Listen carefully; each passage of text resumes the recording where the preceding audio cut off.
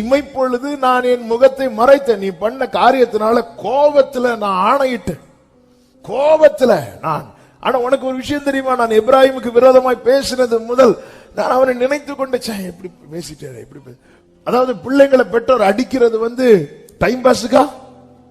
கோபத்துல அடிப்பாங்க. அடி ஸ்ட்ராங்கா விழுந்துட்டு வைங்களேன், அடுத்த செகண்ட் அந்த பிள்ளைங்க பண்ணது அவங்க மனசுல இருக்காது, இவங்க அடிச்சதுதான். அடிச்சுட்டானே எப்ராஹிமே, நான் உனக்கு விரோதமாய் பேசினது முதல் என் உள்ள அப்படி துடிக்குது.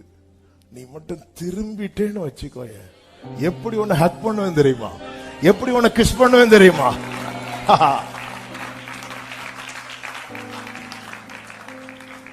அந்த இளையகுமாரன் திரும்பி வந்ததும் அந்த அன்பை இப்படி அவர் நினைச்சிருந்தா மூத்த குமாரனை போய் ஹக் பண்ணிருக்கலாம், கிஸ் பண்ணிருக்கலாம். அது ரெகுலரா நடக்கிறது. இது இது அந்த இளையகுமாரனுக்கு என்று ஆண்டவரே திருப்பி நான் வரேன்பா, என்ன சேர்த்துப்பீங்களாப்பா? நீ வா, சேர்க்கிறதா உன்னை எப்படி வைக்கிறேன் பாரு. ஹல்லேலூயா, ஹல்லேலூயா. அநேகருக்கு இந்த சத்தம் அழைப்பின் சத்தமாய் பரிசுத்த ஆவியானவர் பேசிக் கொண்டிருக்கிறார்.